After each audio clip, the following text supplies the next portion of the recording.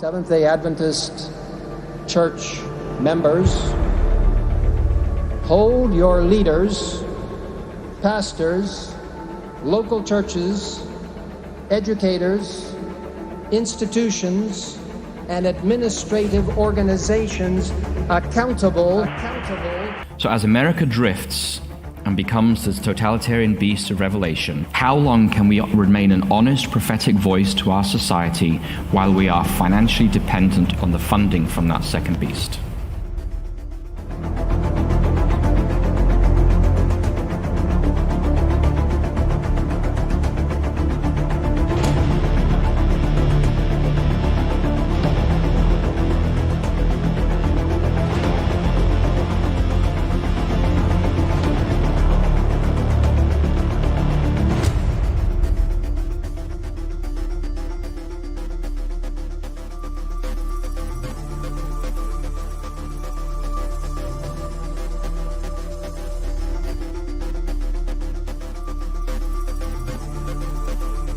Employers are quoting from the Adventist Church's website and using what the Adventist Church has stated, its position on vaccinations and mandates, against its own members.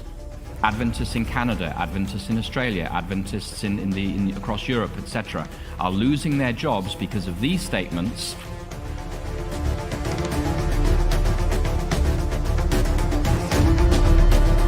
The physical therapist who lost her job because her employer found a statement on the Adventist website, this sermon is for you. And for all of our members worldwide who've lost their jobs because of the General Conference's position on vaccinations, this sermon is for you. And for our church leaders, I respectfully say this in love, this sermon is for you as well. I know most of the church leaders personally and by name, and I would say this, they are some of the most hard-working people I've ever met in my life. I've watched and observed Elder Wilson at close for many years, and I can say this, he is a man of God. Humility, it may be the way he lives his life. He drinks from the wells of salvation on a daily basis. It's very clear when you sit in a committee and observe how he deals with matters, that this is a man through whom the living waters flow. As a minister of the gospel, it is also my responsibility to speak truth. Today I want to share the truth in love, not because I'm superior or better, but because I'm inundated with people connecting with me and saying, I'm about to lose my job, what can I do?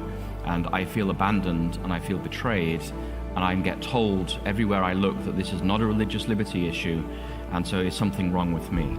And so I'm speaking today on behalf of the countless Adventists worldwide who are struggling with a sense of alienation.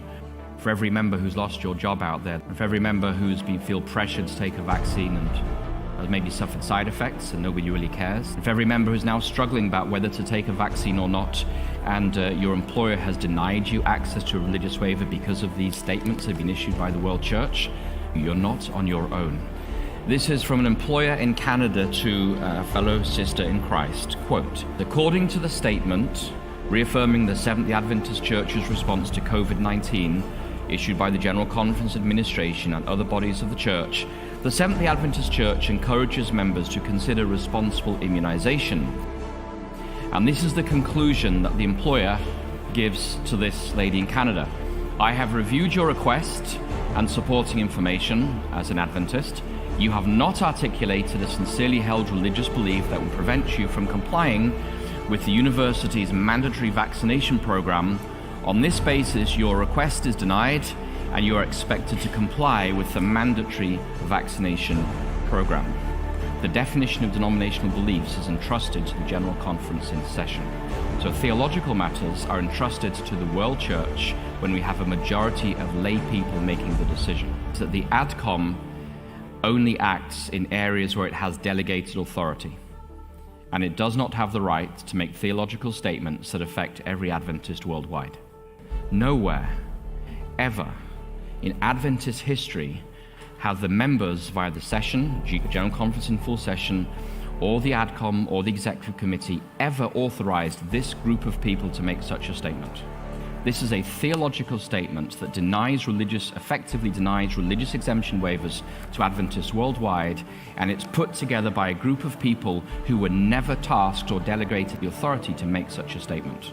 Nowhere. If they don't have the authority to issue these statements need to be revoked. This last week at the OSHA Supreme Court, the Supreme Court held that OSHA did not have the authority given to it to make the mandates. And I'm here today to say the same thing, that we, the members, have never in Adventist history given this group of people the right to make theological statements that deny the religious liberty requests of members worldwide.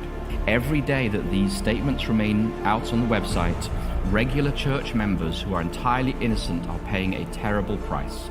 We're thinking people out here. We can read the documents, and if you're not willing to stand up for the religious convictions of your members, step aside and let people stand up who will. But don't abandon your members. In 2019, we received just over almost $21 billion into our Adventist healthcare system. It's rather amazing to me how, given our eschatology and the role of America in crushing conscience at the end of time, how much we're in bed financially with the second beast of Revelation.